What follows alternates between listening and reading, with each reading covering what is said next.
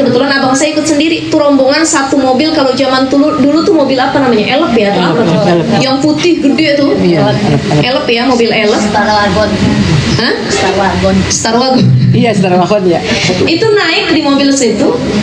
Ya, kemudian dari beberapa mobil, satu mobil Elf yang ditumpangin abang saya itu isinya ada bibi saya, paman saya, keluarga besar, termasuk nenek saya. Dari situlah nenek saya akhirnya sakit sampai meninggal, udah nggak bisa bangun sama sekali karena kecelakaan itu. Naik besannya dari Sukabumi ke arah Bandung. Saya nggak tahu lewatin jurang apa jalan bagaimana ya, tiba-tiba mobil itu kecelakaan. Itu abang saya dong yang ada di situ tuh.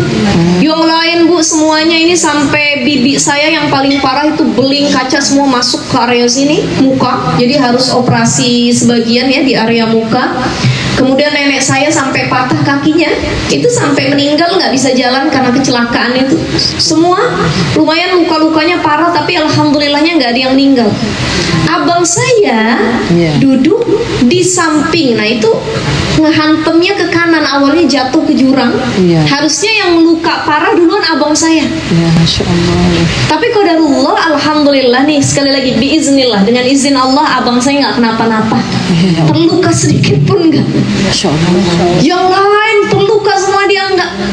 Begitu ditanya, karena dia nginep di rumah nenek saya, ikut acara besanan waktu itu, dia bilang sebelum berangkat di depan rumah nenek saya ada tukang minta-minta. Itu kali ya. Dia ngasih, nyari duit, namanya mungkin anak SMA ya, masih minta duit juga. Dia nyari-nyari, Bi ada duit nggak segini? Ada duit nggak? Nggak ada. Dia nemu katanya duit di rumah nenek saya, manggilnya emak ya, itu ada 5.000 atau berapa saya lupa, dikasih pengemis itu. Itu lagi liburan pesantren tuh waktu itu. Masya Allah. Jadi kita udah nangis-nangis datang ke rumah sakit, dikirain paling parah karena ceritanya begitu. Tapi qadarullah nggak ada lukanya sama sekali. Makanya dianjurkan sedekah sebelum pergi ya. Jadi kalau lagi safar ya, sedekah sunnah, hukumnya sunnah. Sunnah itu apa? Dikerjain kita dapat pahala, ditinggalin nggak dosa, ya nggak apa-apa. Lagi sakit nggak sedekah nggak apa-apa, lagi perjalanan nggak sedekah ya nggak apa-apa. Cuman sunnahnya ya biar dapat kebaikan, karena salah satunya kata Nabi, sedekah itu daf'ul bala, menolak bala, bencana dan lain sebagainya. Nah ini luar biasa keutamaan dari sedekah. Dan banyak kisah-kisah orang yang selamat gara-gara dia sedekah gitu. Ya Bu Ci ya, banyak ya. Ini yang harus kita perdalam lagi. Jangan sepele dengan memberi sedekah ya. Jadi sedekah itu keutamaannya banyak sekali. Nah sekarang disebutkan juga, dan ketika berada di Mekah ataupun di Madinah ya, wa bi Makkah wal Madinah syarafahumullah ta'ala, di mana keduanya adalah kota yang Allah muliakan. Ibu lagi umroh haji, banyakin sedekah di sana. Ada yang wakaf Quran, ada yang sedekah minuman. Makanya kalau di Mekah Madinah, walaupun kita nggak dapat hotel yang mewah-mewah banget, makanannya enak gitu ya, kita keluar aja sedekah di mana-mana. Itu kalau pinggir Zam-Zam dan lain sebagainya, ada orang ngasih nasi ayam sedekah. Biasanya yang sering ngantri-ngantri jalan berdiri itu orang-orang India, Pakistan. Ya kalau mereka kan kadang-kadang nggak pakai hotel mewah kayak orang-orang Indonesia. Kalau orang Indonesia udah aman, terkendali, hotelnya udah enak, itu dia masih ngeluh kadang-kadang. Ya makanya kita kalau umroh biasanya atau haji, yang ditanya pertama kali, jarak hotel berapa meter ke masjid? Masya Allah. Jauh apa dekat katanya? Ya, padahal kata Nabi dalam kitab Riyadhus Shalihin, semakin jauh langkah kita semakin banyak kebaikannya. Tapi kita kalau umroh pengennya dekat.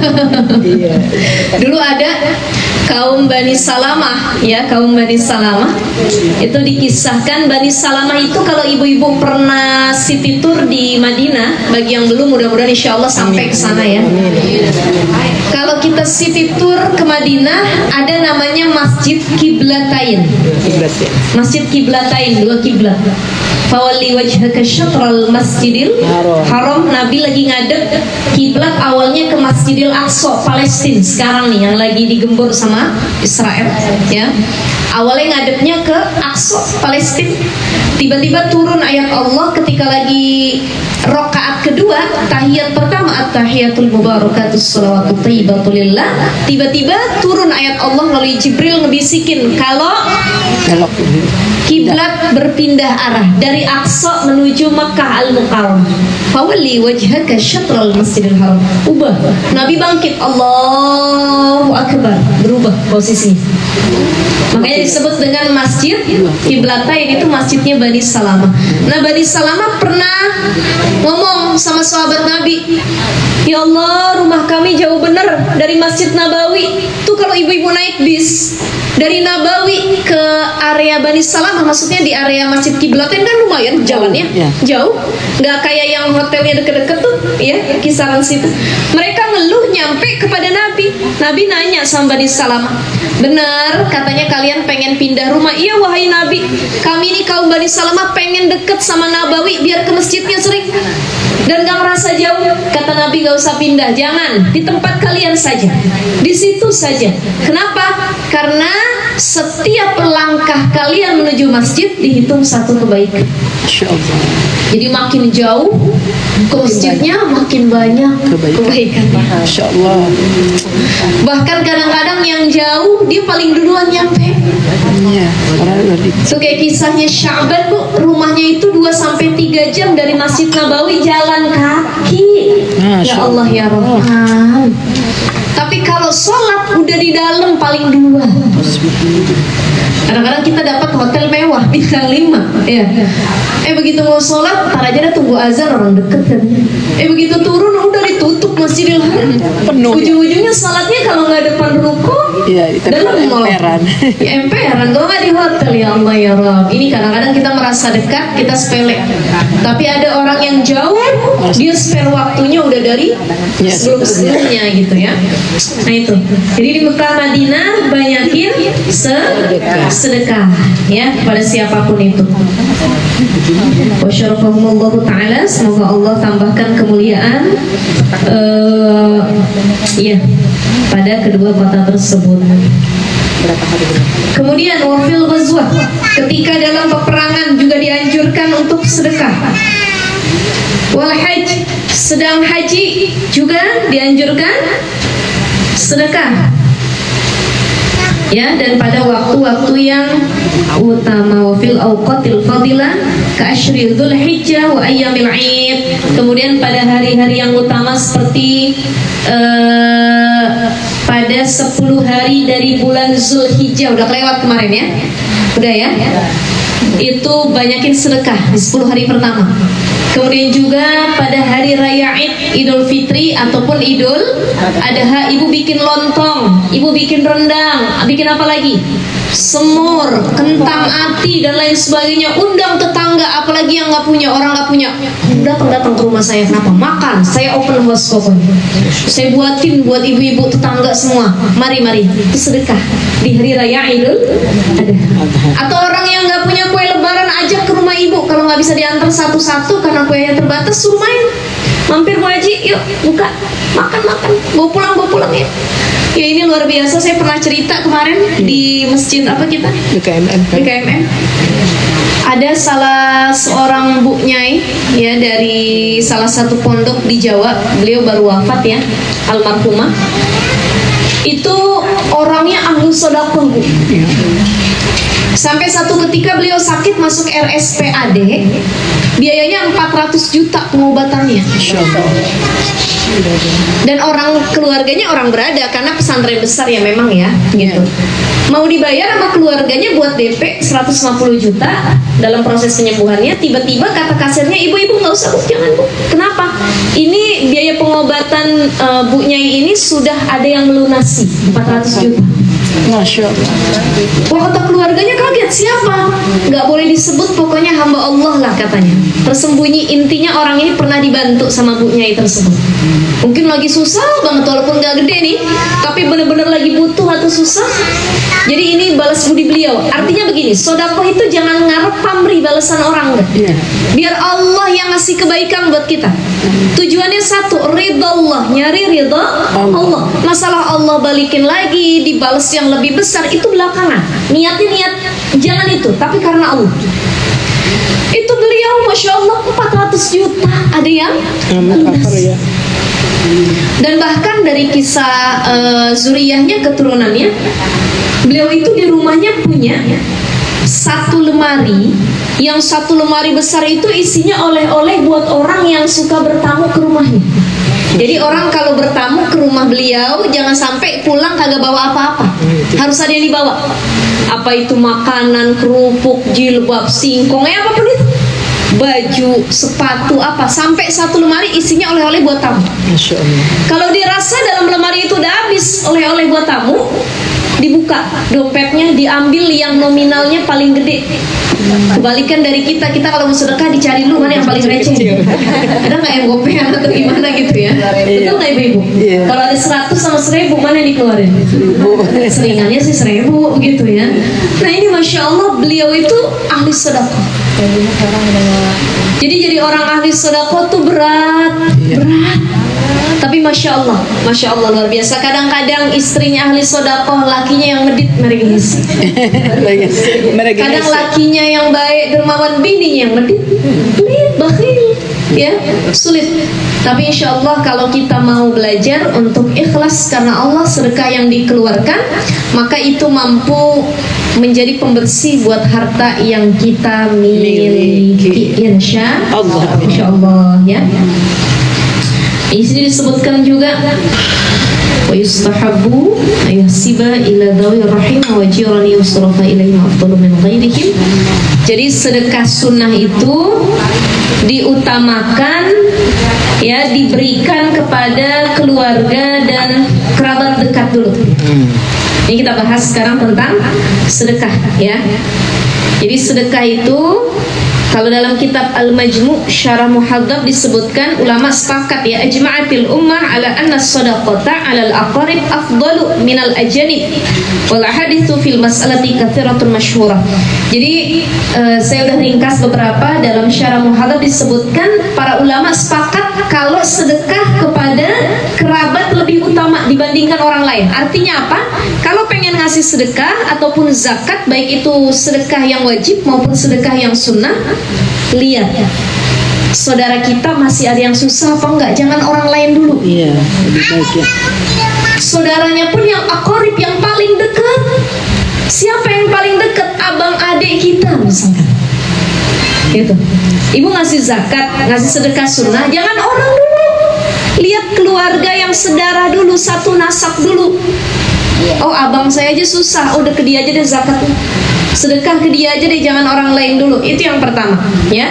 Jadi harus diutamakan kepada yang dekat terlebih dahulu. Satu ketika ini ada sama sedekahnya istri ngasih uang ke suami, itu sedekah. Jadi gini, nafkah itu cuman dari suami ke istri.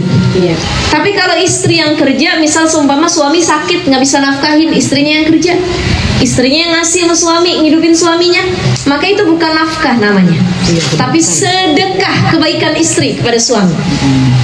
Kalau nafkah hukumnya wajib, tapi kalau sedekah sunnah. Istri mau ngasih berarti dia sedekah sama suami. Kalau nggak ngasih juga dia nggak dosa, gitu ya. Maka nafkah itu cuman kepada satu. Pembagiannya ada dalam Fathul Qarib.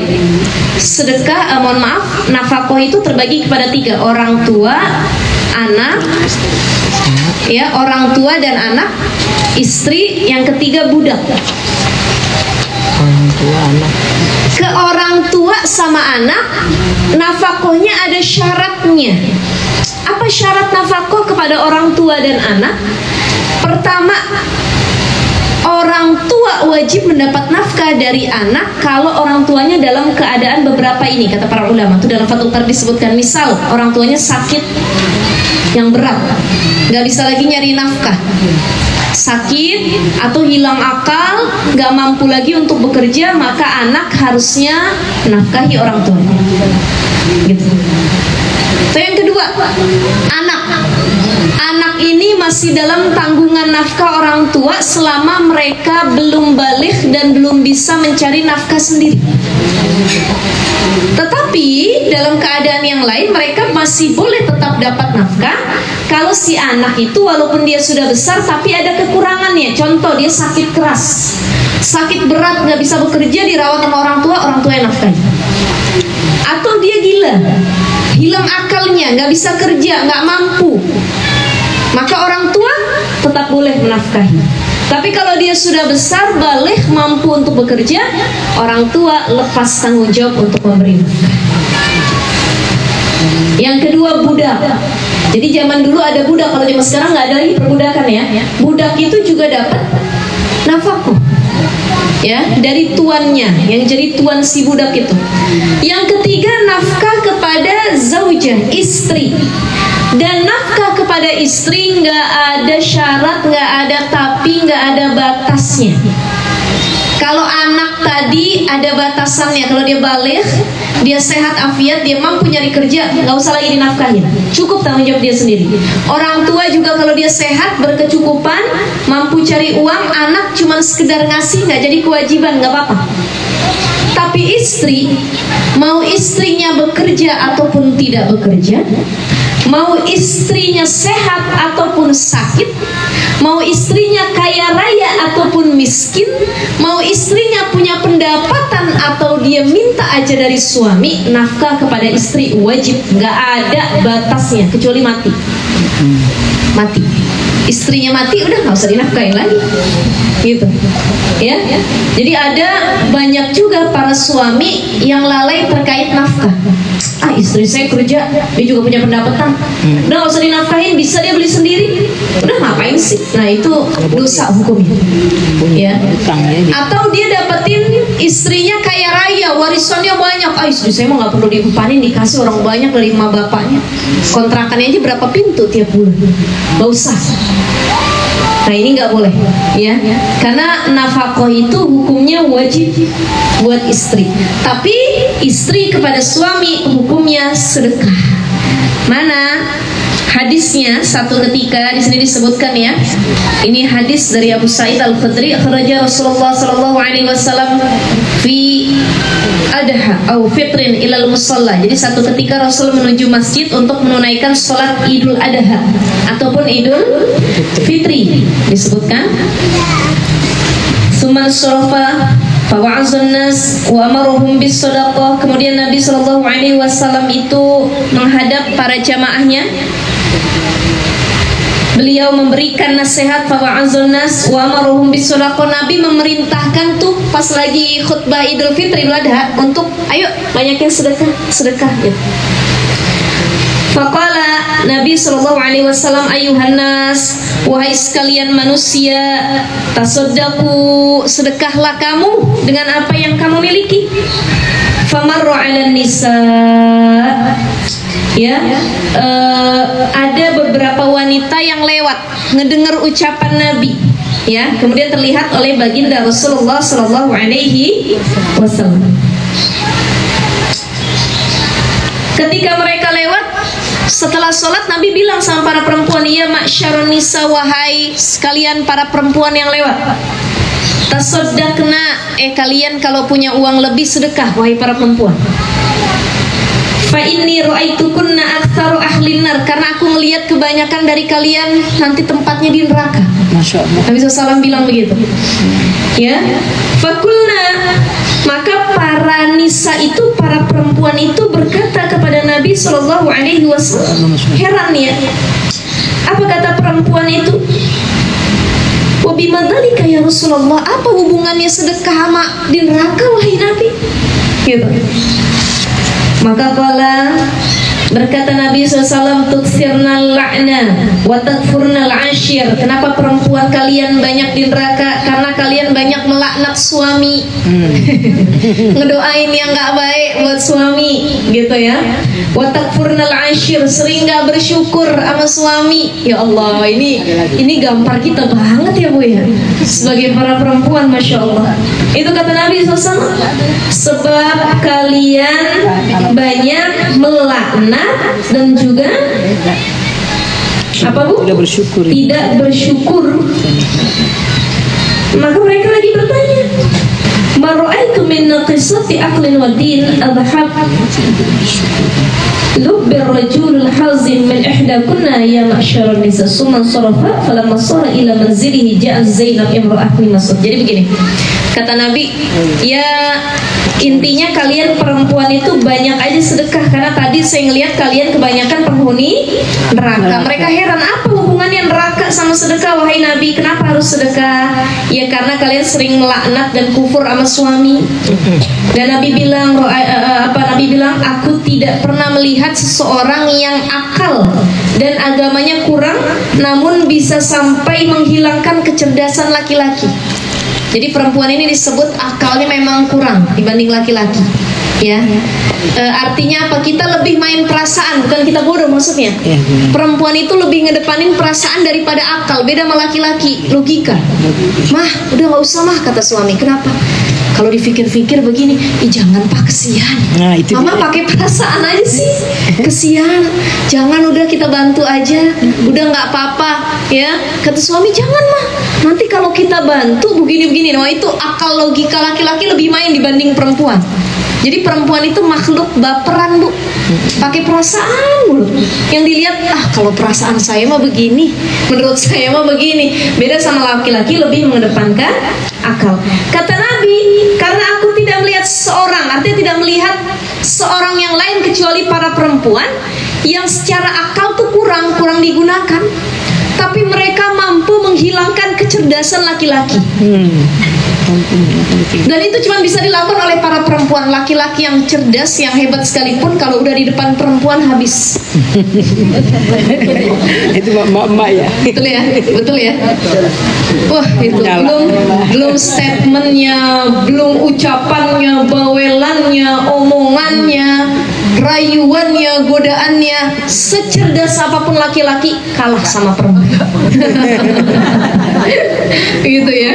Ya Allah ya Rahman. Kata Nabi begitu. Ujung-ujungnya harus ngalah. Nabi udah ngomong begitu sama para perempuan. Jadi gini Bu, sedekah itu untuk nutupin kekurangan kita tadi ya. Mungkin kita secara lisan lebih buruk, kita sering melaknat, kita sering memaki, kurang bersyukur, ngebandingin pasangan sama yang lain. Udah deh, cara satu-satunya memperbaiki kesalahan yang kita lakukan dengan banyak bersedekah gitu. Itu yang diperintahkan oleh Nabi. Jadi perempuan juga bersedekah ya. Ya. Kemudian Suman surafa, setelah Nabi lewat di antara perempuan tersebut, fala masara ila manzilihi, ketika Nabi sampai ke rumahnya, ja'at Zainab, datang Zainab. Siapa itu Zainab? Imra'ah ibn Mas'ud, istrinya Ibnu Mas'ud. Jadi istrinya Ibnu Mas'ud namanya Zainab, ya. Tasta'dinu alaihi, minta izin kepada Nabi. Faqila, maka dikatakan, ya Rasulullah sallallahu alaihi wasallam, wahai Rasul, hadhihi Zainab, ini Zainab. Faqala, berkata Nabi, ayu Zainab, Zainab yang mana? Ada yang bertamu ke rumah Nabi, wahai Nabi, assalamualaikum, ini Zainab. Waalaikumsalam, Zainab yang mana ya? Kata Nabi. Kan Zainab banyak ya Bu ya? Iya. Ada istrinya Nabi juga namanya Zainab dan lain sebagainya gitu. Maka faqila Imra'ah ibn Mas'ud, Zainab istrinya Ibnu Mas'ud, wahai Rasul. Qala na'am, idhinulah, diizinkan Zainab bertemu dengan Nabi. Fa'adhina lahu, qalat ya Nabi Allah, wahai Nabi, innaka amartal yawma bis sadaqah, engkau pernah bilang kalau engkau memerintahkan kami para perempuan untuk bersedekah. Betul ya? Iya. Wa kana indi hulliyun li, aku punya perhiasan nih wahai Nabi, aku megang perhiasan. Fa aradtu an atasaddaqa bihi, aku pengen sedekahin perhiasan yang aku miliki. Kata Zainab istrinya Ibnu Mas'ud. Faza'amat Ibnu Mas'ud annahu waladahu ahaqqu man tasaddaqat bihi alaihim. Kemudian Zainab ngadu, wahai Nabi, ketika aku mau sedekah, tiba-tiba suami aku Ibnu Mas'ud nyeletuk. Wahai Zainab, kalau kamu pengen sedekah nggak usah sama yang lain, nih saya sama anak-anak lebih berhak dapat sedekah kamu.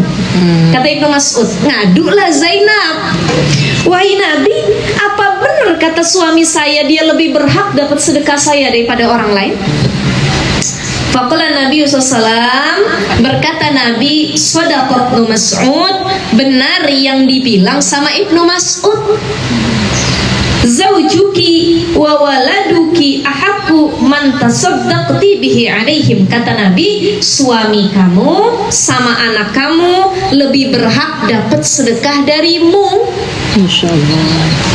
Itu dalil salah satunya yang menguatkan bahwa sedekah nggak usah sama orang lain dulu, keluarga, hatta itu pasangan. Oh ternyata pasangan kita kaya raya, kecukupan. Nggak mungkin saya sedekah sama suami. Ya, suami kita kecukupan, kita bilang, "Pah, mama mau sedekah nih sama papa." Nggak usah mah, yang ada sakit hati suami kita karena dia kecukupan ya. Maka cari yang lain. Siapa? Oh, abang adik kita. Kalau abang adik kita kecukupan juga, maka cari yang lain. Di sini disebutkan, ibu-ibu silakan dicatat ya. Jadi Syekh Zainuddin Al-Malyabari dalam kitabnya Fathul Mu'in ngasih urutan, wa ya'tahu halil qaribin la talzimu nafaqatu awlal aqrab wal aqrabu minal muharram. Jadi yang pertama, yang sedekah sunnah itu memberikan sedekah sunnah kepada kerabat yang tidak menjadi tanggung jawab nafkahnya itu lebih utama. Kepada kerabat ya. Ya. Jadi gini Bu, abang, adek, paman, bibi, begitu ya, sepupu dan lain sebagainya. Baru kemudian summa ghairul mahram. Kemudian kerabat paling dekat berikutnya adalah bersumber dari keluarga yang haram dinikahi, mahram. Yang haram dinikahi. Ya, keluarga mahram itu yang haram dinikahi tadi. Abang, adek, paman, bibi, ya. Kakek, nenek. Kita punya kakek nenek susah, sedekah sama kakek nenek kita boleh gitu. Kemudian ghairul mahram, yang bukan mahram. Ada yang bukan mahram kita. Yang disebut dengan mahram itu apa ibu-ibu? Yang haram dinikahi. Yang haram dinikahi. Itu yang disebut dengan mahram. Kalau yang bukan mahram, kalau suami mahram apa bukan? Mahram apa bukan? Bukan. Boleh nggak kita nikah sama suami? Boleh. Jadi disebut dengan mahram itu yang haram dinikahi. Kita sama suami boleh. Bolehnya bukan karena kita mahram, tapi karena ikatan pernikahan. Gara-gara kita nikah sama suami, mantu sama mertua jadi mahram. Maka mantu nggak boleh nikah sama, hatta sekalipun anaknya cerai, nggak boleh yang namanya mertua nikah sama menantu. Kemarin saya lihat di berita daerah Sulawesi. Iya, ya banyaknya gitu tuh. Ada mertuanya baru usia 38 tahun, mantunya usia 20-an sama anaknya itu mungkin nikahnya nikah muda dulu ya. Iya.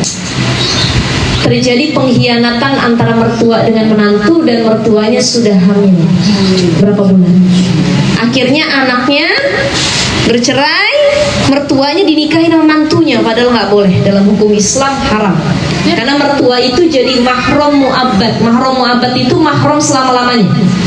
Sekalipun anaknya udah cerai ataupun meninggal, tetap itu jadi mahram mertuanya, nggak boleh nikah. Mati atau sama saja. Pokoknya mertua sama menantu itu jadi mahram selama-lamanya. Ya, jadi nggak boleh yang namanya menikah, gitu.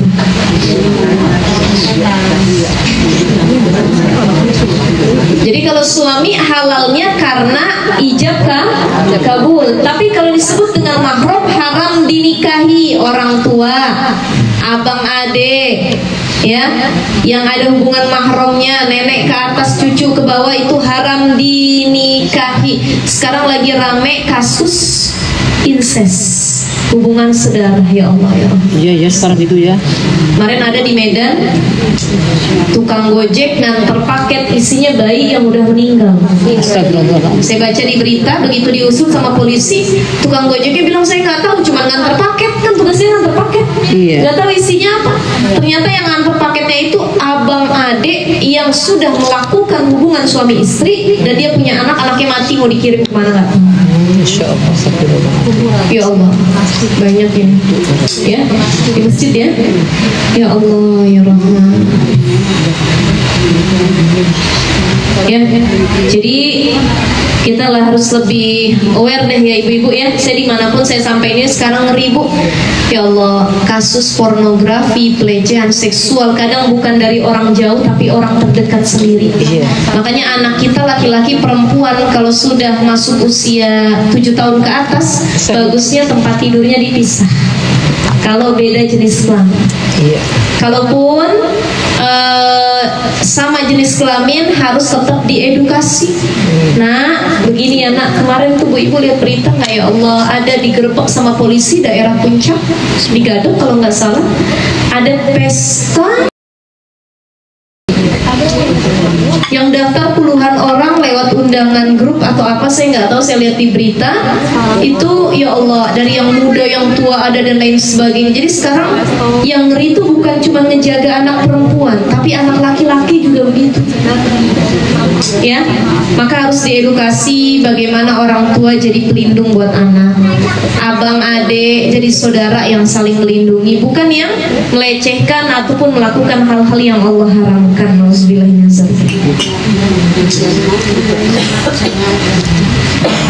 Ya, jadi kalau tadi, kalau yang mahram sudah kita sedekahi, ya abang, adik, yang lain yang susah kita kasih dulu, baru kita kasih kepada yang non mahram. Yang boleh dinikahin sepupu, boleh nggak nikahin sepupu? Boleh. Itu yang begitu-begitu tuh, dia susah, kita sedekah sama dia, boleh. Itu yang non mahram ya. Baik dari keluarga ayah, ibu, ataupun mahram sebab sepersusuan, itu juga boleh. Satu susuan saudara mahram, dia susah, kasih, sedekahin. Kalau sama abang adik kita kan mahram gara-gara satu nasab, satu darah, keturunan. Ada lagi yang mahram karena sepersusuan, rodoah, gara-gara disusuin oleh satu ibu, 2 orang anak, itu jadi saudara. Dia susah, saudara sepersusuan kita sedekah sama dia, boleh, gitu ya. Nah, berikutnya adalah mertua, disebutkan di sini. Summa mahramu robo, summal musahharu afdal. Kemudian kalau mertua kita susah juga kita niatnya sedekah sama dia, itu disebutnya gitu. Tapi kalau sama orang tua sendiri namanya nafkah. Kalau sama mertua sedekah. Tapi dari anaknya ke dia itu namanya nafkah. Dari mantunya namanya sedekah. Nggak ada mantu wajib nafkahin mertua, nggak ada. Yang ada anggapnya sedekah. Kamu nolong boleh kalau mampu. Kalau nggak mampu ya bukan kewajiban kamu. Ada mantu yang nggak nafkahin mertua, dimaki-maki sama mertuanya. Kamu nggak nafkahin saya, padahal itu bukan kewajiban mantunya, tapi kewajiban anaknya. Mantu sekedar sedekah. Kalau dia ada lebih, ada uang atau ada sesuatu yang bisa membantu mertuanya, dia kasih. Itu sedekah patuh namanya, sedekah sunnah. Ya, ibu ya. Sampai sini ada pertanyaan? Itu mantu laki atau mantu perempuan maksudnya? Sama-sama. Sama-sama. Kalau dia mantu laki punya orang tua, dia wajib nafkahi ke orang tuanya. Kalau keadaannya tadi demikian, maka mantu perempuan ke mertuanya bukan nafkah tapi sedekah. Sedekah gitu ya. Salingan deh. Jadi rumah tangga yang sehat itu kalau orang tuanya salah satu susah, keduanya mau kerja sama. Iya. Bang, kita per bulan ngasih berapa sama orang tua sama mertua? Samain aja, Neng. Oh, cakep itu. Iya. Lebih bagus, lebih adil. Orang tua saya per bulan dikasih 2 juta, kamu dikasih 2 juta, aman, adil. Nggak main ngumpet-ngumpetan. Ya, nggak ngumpet-ngumpetan, nggak saling sikut, nggak ada iri-irian, nggak ada rasa cemburu karena dua-dua orang tua. Yang ini orang tua kamu, ini orang tua aku, adil. Kita bagi rata, gitu. Tapi kalau sekiranya salah satunya lebih susah, yang satunya kecukupan, maka lihat ya, tergantung anaknya. Misal orang tua suami lebih susah, kalau suami mau ngasih lebih ya nggak apa-apa, itu namanya hak dia, nggak boleh sebagai istri kita melarang. Yang penting nafkah ke kita lancar. Iya. Ibu ya, ada mantu yang sirik, iri kalau lakinya ngasih sama mertua. Ya Allah ya Rahman, maka jangan jadikan mertua atau menantu sebagai sainganmu, karena mereka sebenarnya adalah sahabatmu, insya Allah. Ya, ini kita sekarang posisinya mantu atau mertua? Ada mantu, ada yang mantu, ada yang mertua. Insya Allah bisa saling sedekah satu sama lain ya ibu-ibu ya.